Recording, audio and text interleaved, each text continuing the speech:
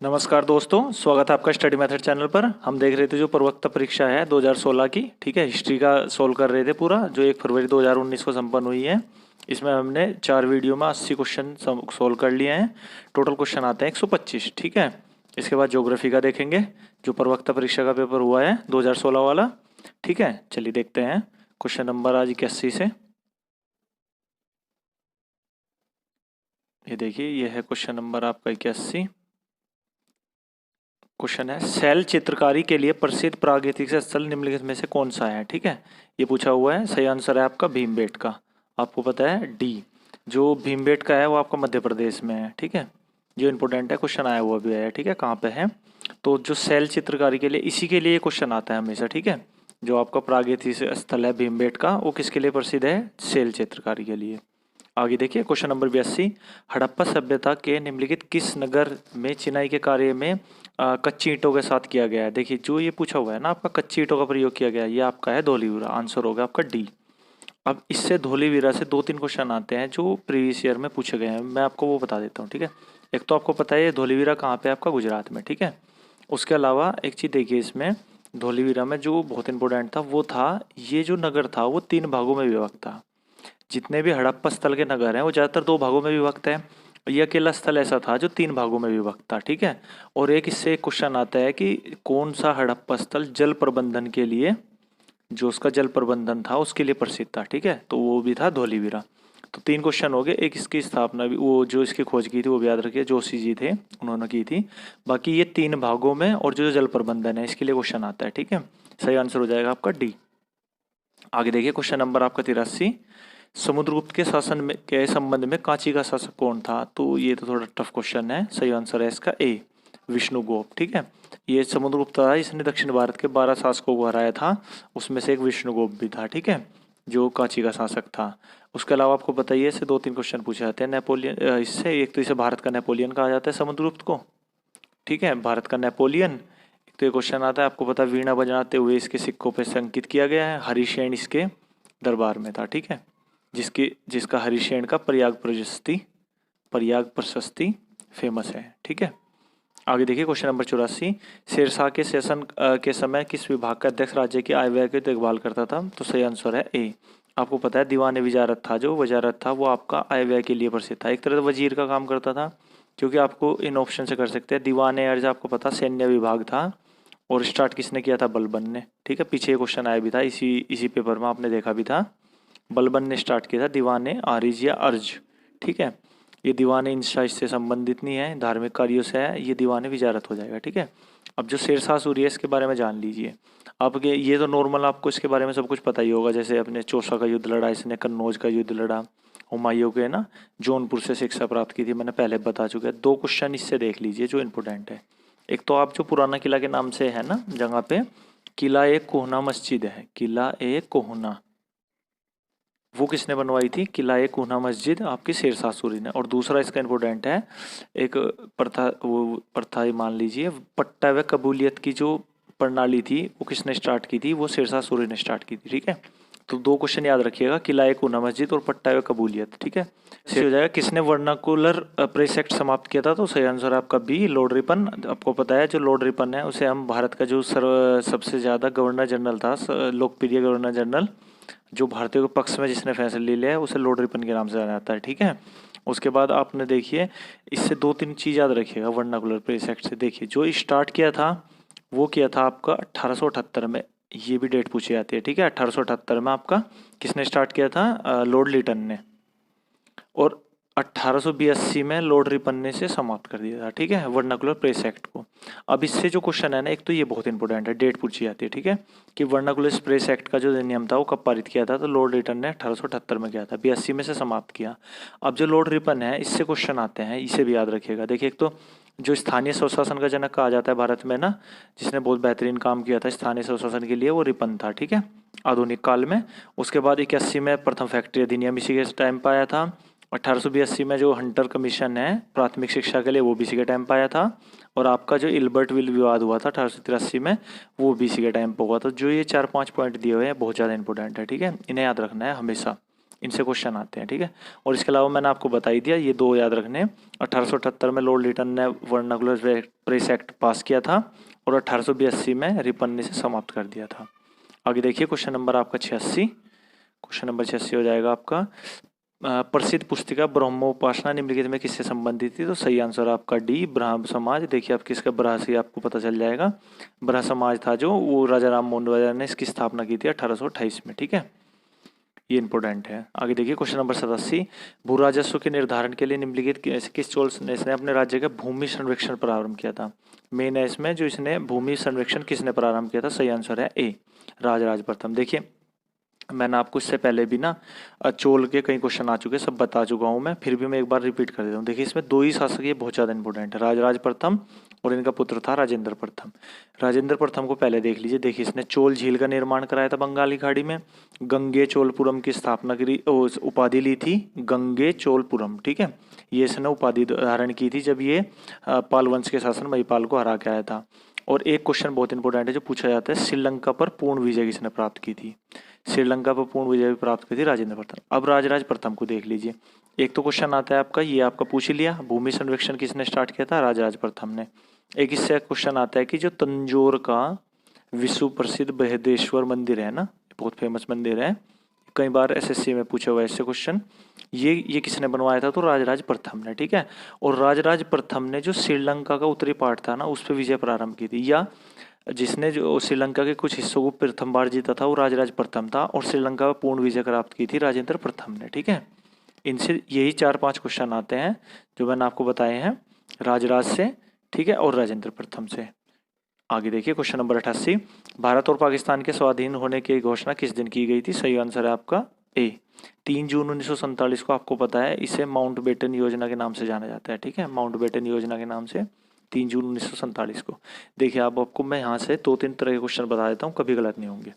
आपको 3-4 डेट याद रखनी। देखिए एक तो 20 फरवरी 1947 को जो ब्रिटिश प्रधानमंत्री थे क्लेमेंट एटली, उन्होंने घोषणा करी थी 20 फरवरी 1947 को कि 30 जून या जून के अंत तक 1948 में हम भारत को स्वाधीनता दे देंगे, ठीक है। 2 क्वेश्चन तो ये आते हैं। इससे पहले हमने आरओ का पेपर कराया था ना, उसमें भी ये क्वेश्चन पूछा हुआ था, उसमें ये डेट पूछी हुई थी, ठीक है, कि कब घोषणा की थी। तो क्लेमेंट एटली ने 20 फरवरी 1947 को घोषणा की थी कि जून 1948 तक हम भारत को स्वतंत्रता दे देंगे, ठीक है। 2 डेट होगी। उसके बाद ये घोषणा तो कर दी थी उसने, फिर 4 जुलाई को 3 जून को माउंटबेटन योजना की, 4 जुलाई को ब्रिटिश के संसद में प्रस्ताव रखा गया भारत के स्वतंत्रता अधिनियम का, ठीक है। कब को? 4 जुलाई 1947 को। और फिर वो 18 जुलाई 1947 को पारित हो गया, ठीक है। ये वाला 18 जुलाई 1947 को पारित हो गया। तो ये आपके 4-5 डेट हैं जो क्वेश्चन इनसे अक्सर पूछे जाते हैं, ठीक है। एक तो मैंने 20 फरवरी 1947 बताई है, वो इंपॉर्टेंट है, और एक आपकी ये बहुत इंपॉर्टेंट है, ठीक है। इसे यूपी पीसीएस मेंस में भी क्वेश्चन आया था एक बार कि भारत का जो स्वतंत्रता अधिनियम था ना, वो ब्रिटिश संसद में कब पारित हुआ था? तो 18 जुलाई 1947 को, ठीक है। आगे देखिए क्वेश्चन नंबर 89, बौद्ध मान्यता के अनुसार किस देवता ने 3 बार बुद्ध से प्रार्थना की थी कि अपने ज्ञान का प्रकाश को आकर चारों ओर फैलाए, ठीक है। ये तो स्ट्रेट क्वेश्चन है, सही आंसर है ए, ब्रह्मा, ठीक है। बड़ा आगे देखिए क्वेश्चन नंबर 90। क्वेश्चन नंबर 90 है आपका, मुगल काल में जब्त क्या था? ठीक है, सही आंसर है इसका आपका बी, जो आपने पढ़ी होगी ना जब्ती प्रणाली, वो यही थी जो भूमि की पैमाइश करके इससे लगान निर्धारण किया जाता है, ठीक है। अकबर के टाइम पर प्रसिद्ध हुई थी, शेरशाह सूरी के टाइम पे भी इसका कुछ उल्लेख मिलता है, बाकी अकबर ने चलाई थी ये माना जाता है, ठीक है। जब्ती प्रणाली या जब्त, और जब्त वही था जमीन की पैमाइश से संबंधित, ठीक है। आगे देखिए क्वेश्चन नंबर 91, निम्नलिखित में से चोल शासक युद्ध भूमि में राजा घोषित किया गया था? सही आंसर है आपका सी, राजेंद्र द्वितीय, ठीक है। राजेंद्र द्वितीय था जो युद्ध की भूमि में ही राजा घोषित हो गया था। इसका जो पिता थे ये राजधिराज भाई, इनकी मृत्यु हो गई थी, इसके बाद ये राजा घोषित हो गए थे वहीं, ठीक है। आगे देखिए 92 क्वेश्चन नंबर 1864 ईस्वी में किसने साइंटिफिक सोसाइटी की स्थापना की थी? ठीक है, अब देखिए ये जो साइंटिफिक सोसाइटी की स्थापना की थी वो की थी आपके सर सैयद अहमद खान जी ने, ठीक है। जो सर सैयद अहमद खान जी थे, इन्होंने साइंटिफिक सोसाइटी, एक तो ये क्वेश्चन आता है, ठीक है, एक आपको याद रखना है जो 1875 है उसमें इन्होंने AMU की स्थापना की थी, अलीगढ़ मुस्लिम विश्वविद्यालय, ठीक है। अलीगढ़ मुस्लिम यूनिवर्सिटी है ना जो अलीगढ़ में है, ठीक है, अब भी है, प्रसिद्ध यूनिवर्सिटी है। 1875 में AMU की स्थापना सर सैयद अहमद खान ने करी थी, ठीक है। उसके अलावा जो इससे एक क्वेश्चन और आता है जो कम ही कोई पता होता है वो बता देता हूँ मैं आपको। वो क्वेश्चन था एक बुक लिखी थी इन्होंने 1857 की क्रांति को लेकर, the cause of the Indian revolt, ठीक है, the cause of the Indian revolt. तो ये जो बुक है 1857 क्रांति लेकर, उसका जो ऑथर थे वो थे सर सैयद अहमद खान। ठीक है, इतने क्वेश्चन आते हैं इनसे। आगे देखिए क्वेश्चन नंबर 93, इसमें पूछा हुआ है आपका, किसकी अध्यक्षता वाली कांग्रेस अधिवेशन में असहयोग आंदोलन का प्रस्ताव पारित हुआ? तो सही आंसर है आपका डी, लाला लाजपत राय। ठीक है, अब देखिए एक टॉपिक पकड़ते हैं मैं आज असहयोग आंदोलन से, तो क्वेश्चन आप पढ़ ही लेते हैं। ठीक है, सारा असहयोग आंदोलन को पढ़ते हैं, इंपोर्टेंट टॉपिक है। आज मैं ये बता देता हूँ आप किसके अधिवेशन से जो क्वेश्चन आते हैं। आपको दो अधिवेशन याद रखने हैं, दोनों 1920 में हुए थे। ठीक है, ये हुआ था आपका सितंबर में और ये हुआ था आपका दिसंबर में। ठीक है, इनसे क्वेश्चन देखिए कैसे कैसे आते हैं, फिर बताऊंगा मैं कैसे कैसे पूछा हुआ है। जो सितंबर वाला हुआ था ना, ये विशेष अधिवेशन था, क्योंकि साल भर में एक ही अधिवेशन होता था दिसंबर में। ठीक है, कांग्रेस का, पर यह असहयोग आंदोलन की वजह से एक विशेष अधिवेशन बुलाया गया था सितंबर 19 में, कलकत्ता में हुआ था। जो इसकी अध्यक्षता की थी वो लाला लाजपत राय ने की थी। ठीक है, इतना हमें सबको पता है। और गांधी जी ने इसमें असहयोग आंदोलन का जो प्रस्ताव रखा था, ठीक है, पारित होने के लिए, वो पारित भी हो गया था। और इसके जब ये गांधी जी ने असहयोग आंदोलन का प्रस्ताव रखा था ना, तो उसका 4 लोगों ने विरोध किया था उस टाइम पे, जब ये सितंबर 1920 में असहयोग आंदोलन का। उसमें थे जिन्ना, और दो तो आप पढ़ते ही हैं, जिन्ना और आप एनी बेसेंट, इन दो को तो पढ़ते ही हैं। ठीक है, दो और याद रखने हैं, एक थे आपके सीआर दास और एक थे आपके मोतीलाल नेहरू। ठीक है, 4 नाम याद रहेंगे, सीआर दास, मोतीलाल नेहरू, एनी बेसेंट और जिन्ना। फिर हुआ दिसंबर 1920 में जो अधिवेशन होता है, ये हुआ था आपका नागपुर में। इसकी जो अध्यक्षता की थी वो की थी वीर राघवाचारी ने, वीर राघवाचारी। ठीक है, याद रहेगा। और इसमें दो चीज, इसका एक आपको ये याद रखना कि जो सीआर दास थे ना, जिन्होंने पहले इसका विरोध किया था, उसके बाद इन्होंने इसका असहयोग आंदोलन का प्रस्ताव रखा था 1920 के नागपुर अधिवेशन में। ठीक है, जबकि कलकत्ता अधिवेशन में इन्होंने विरोध किया था इसका। ठीक है, और एक और याद रखिए, जो ये नागपुर अधिवेशन है, इसमें कांग्रेस ने अपनी जो देशी रियासतें थी ना, देशी रियासतें, उनके प्रति अपनी नीति निर्धारित की थी। ठीक है, अब ये जितने मैंने बताए हैं ना, इन्हें आप नोट डाउन कर लीजिए। अब देखिए क्वेश्चन कितने आए हुए हैं। एक क्वेश्चन आया हुआ है, पिछले साल आया था कि निम्नलिखित में से किस अधिवेशन में कांग्रेस ने देशी रियासतों के प्रति अपनी नीति निर्धारित की थी? तो 1920 के नागपुर अधिवेशन में। 1920 एक ये क्वेश्चन आए हुए हैं, सारे क्वेश्चन आए हुए हैं जो बता रहा हूँ। 1920 के जो अधिवेशन था कांग्रेस का, वो कहाँ पे हुआ था? अगर विशेष अधिवेशन पूछे तो कलकत्ता, वरना नागपुर पूछा जाता है। ठीक है, और इससे पिछले वाले जो मेंस का पेपर हुआ था उसमें ये क्वेश्चन पूछा था, जो नागपुर अधिवेशन था 1920 का, उसकी अध्यक्षता किसने करी थी? वीर राघवाचार्य ने। ठीक है, लाला लाजपत राय ने करी थी कलकत्ता के विशेष अधिवेशन की। ये क्वेश्चन पूछे जाते हैं कि जो 1920 का किसने विरोध किया था जब गांधी जी ने इसका प्रस्ताव रखा था असहयोग आंदोलन का? तो जिन्ना, एनी बेसेंट, सीआर दास और मोतीलाल नेहरू।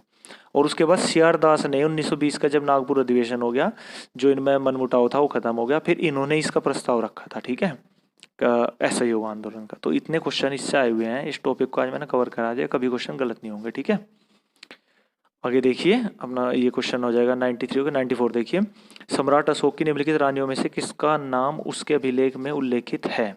तो सही आंसर है ए, करुआ की। देखिए इससे क्वेश्चन कई पूछे जाते हैं। एक तो ये कौशाम्बी में है, ठीक है, जो ये इसका लघु स्तंभ लेख है अशोक का, वो कौशाम्बी में है। उसमें इसकी रानी करुआ की और इसके लड़के, जो अशोक के लड़के का एक कई नाम उल्लेख मिलता है, वो था तिवर। आगे क्वेश्चन पूछा जा सकता है कि अशोक के लड़के तिवर का उल्लेख किस अभिलेख में मिलता है? तो कौशाम्बी में। ठीक है, और करुआकी का भी इसमें मिलता है, और इसे रानी का अभिलेख कहा जाता है। ठीक है, क्या कहा जाता है? रानी का अभिलेख। ये बहुत इंपॉर्टेंट है। ठीक है, पूछा जाता है रानी का अभिलेख किसे कहा जाता है? तो कौशाम्बी अभिलेख को, लघु स्तंभ लेख को। ठीक है, अब इसमें दो चीज़ और याद रखिएगा, ठीक है, जो इसकी डिटेल में दी हुई है, मैं आपको यहाँ से बता देता हूँ। इसमें ये दिए हुए हैं 2 स्थान, ये याद रखने, एक तो आपको महास्थान और एक आपको सोगवारा। ये जो ताम्रलेख हैं ये बहुत इंपॉर्टेंट है। इन 2 अभिलेखों, ये अशोक के 2 ही अभिलेख हैं जिनमें अकाल का उल्लेख मिलता है। ठीक है, कि अकाल के समय राज्यों से सहायता देता है, जिस प्रकार आज देते हैं ना, उसी प्रकार अकाल के समय जो सहायता दी जाती थी राज्य की ओर से, वो 2 अभिलेखों में लिया, महास्थान और सोगवारा। इसमें से दी नहीं गया है, मैं बता देता हूँ। देखिए जो आपका महास्थान है ना, वो तो पड़ता है अब आज के बांग्लादेश में। ठीक है, ये क्वेश्चन भी पूछा जा सकता है कि ऐसा कौन सा अभिलेख है जो समलेख है अब जो भारत में नहीं है। ठीक है, इसमें अकाल का उल्लेख मिलता है, तो आपका महास्थान। और जो सोहगारा है वो आपका है यूपी में, गोरखपुर में।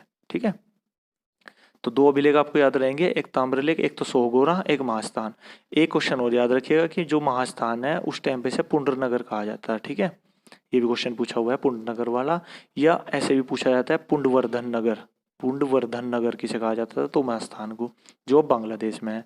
और इन दो में ही अकाल का उल्लेख मिलता है, ठीक है। ये क्वेश्चन आए हुए हैं, इसलिए मैंने आपको फुल डिटेल के साथ सारे बता दिए। बाकी ये आपने देख ही लिए थे, ठीक है।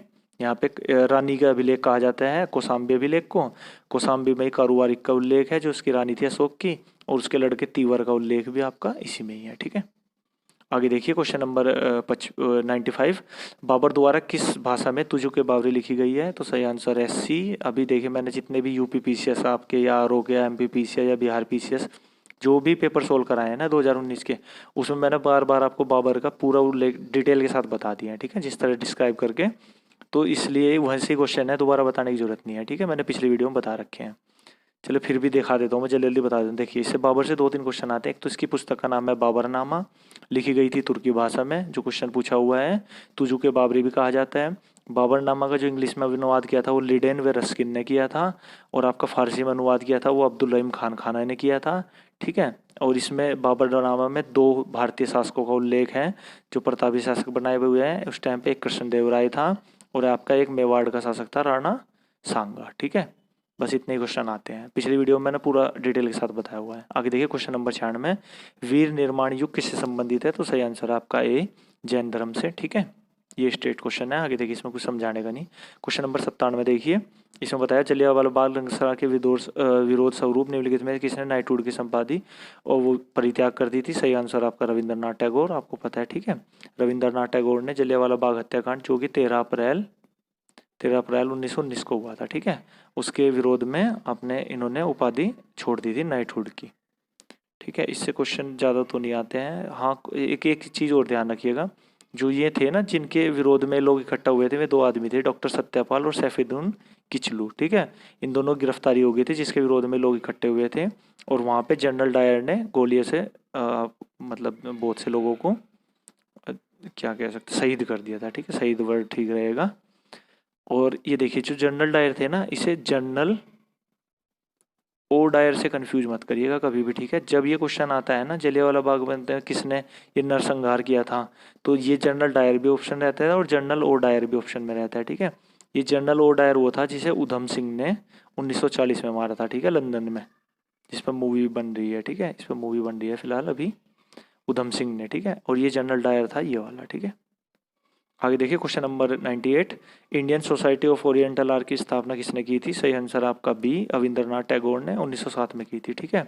आर्ट के लिए फेमस थे, कभी क्वेश्चन आ जाए चित्रकला के लिए तो आपके रविंद्रनाथ टैगोर, ठीक है। ये जो आपका 2016 का यूपी पीसीएस का प्री का हुआ था ना पेपर, जो कैंसिल हो गया था, उसमें क्वेश्चन आया हुआ था, जो आपका यहाँ यूपी प्रवक्ता में पूछा हुआ है हिस्ट्री में, ठीक है। आगे देखिए क्वेश्चन नंबर 99, कैबिनेट मिशन किस वर्ष भारत आया था, तो सही आंसर है ए, मार्च 1946। देखिए जो मॉडर्न हिस्ट्री है ना उसमें डेट सहित ईयर याद होने चाहिए आपको, मैंने पहले भी बताया था, एक बार और जल्दी से बता दें। देखिए ये आपको 24 मार्च 1946 है, ये आप याद रखिएगा, ठीक है। कैबिनेट मिशन का इतना याद रहेगा आपको। इसी डेट से आपको 2-3 डेट याद हो सकती हैं, एक डेट कम कर दीजिए, महीना ये सेम रहेगा, ठीक है। 23 मार्च 1942 कर दीजिए, यहीं पे 23 मार्च 1940 कर दीजिए, और यहीं पे 23 मार्च 1931 कर दीजिए, ठीक है। अब इसे ट्रिक मान लीजिए, या याद करने का जो भी मेथड है मेरा, मैं आपको बता रहा हूँ, ठीक है। ये तो आपको याद हो गया, ठीक है। कैबिनेट मिशन से 23 मार्च 1942 को आया था क्रिप्स मिशन भारत, ठीक है। कितने को, 23 मार्च 1942 को। 23 मार्च 1940 को ही लाहौर अधिवेशन हुआ था, जिसमें पाकिस्तान की जिन्ना द्वारा पहली बार मांग रखी गई थी, ठीक है। प्रस्ताव पारित किया गया था पाकिस्तान का 1940 के लाहौर अधिवेशन में मुस्लिम लीग के, ठीक है। और 23 मार्च 1931 को भगत सिंह, सुखदेव और राजगुरु को फांसी दी गई थी, ठीक है। तो ये सभी इस डेट से आपको याद रहेंगे। आगे देखिए, हाई कैबिनेट मिशन में एक चीज़ और याद रखिएगा, ये तीनों नाम बहुत इंपॉर्टेंट है, ये याद रखिएगा, ये अलग अलग पूछे जाते हैं। देखिए जिसे याद है उसके लिए कुछ नहीं, पर जिसे याद नहीं उन्हें याद कर लीजिए। इसका जो अध्यक्ष था वो पैथिक लॉरेंस था, ठीक है, ये याद रखिएगा। जो ये कैबिनेट मिशन आया था ना, इसका अध्यक्ष था पैथिक लॉरेंस, भारत सचिव था एक इसमें अलेक्जेंडर था नौसेना मंत्री, और एक आपका स्टोवेट क्रिस, तीन स्तर का था, ठीक है, 3 कमेटी थी इसमें, और इसमें 3 भागों में बांटा गया था प्रांतों को, एबेस है, ठीक है। आगे देखिए क्वेश्चन नंबर 100, भारत में निम्नलिखित में से किस नौपाणी स्थल की सर्वप्रथम सूचित किया गया है, सही आंसर है आपका डी, लिंगसुंगूर, ठीक है। इसका सही आंसर हो जाएगा डी। ठीक है, देखते हैं दोस्तों आगे नेक्स्ट वीडियो में 125 क्वेश्चन पूछे आते हैं। ठीक है, इसमें आगे 25 क्वेश्चन अगली वीडियो में देख लेंगे, ये खत्म हो जाएगा हिस्ट्री का। इसके बाद हम जो प्रवक्ता परीक्षा का 2019 में भूगोल का पेपर हुआ है ना, वो सोल्व करेंगे। ठीक है, ये भूगोल और हिस्ट्री, आपको जब भी कोई टीचर का एग्जाम हो उसमें भूगोल और हिस्ट्री इन दो को सोल्व करिए। आपके जो कोई भी एग्जाम होंगे ना, यूपी पीसीएस आरओ वगैरह किसी के भी देंगे आप, यूपी SSC, उसमें इनसे क्वेश्चन आएंगे। ठीक है, ओके दोस्तों, थैंक यू। अच्छा लगा हो तो सब्सक्राइब कर सकते हैं, like and share. Thank you.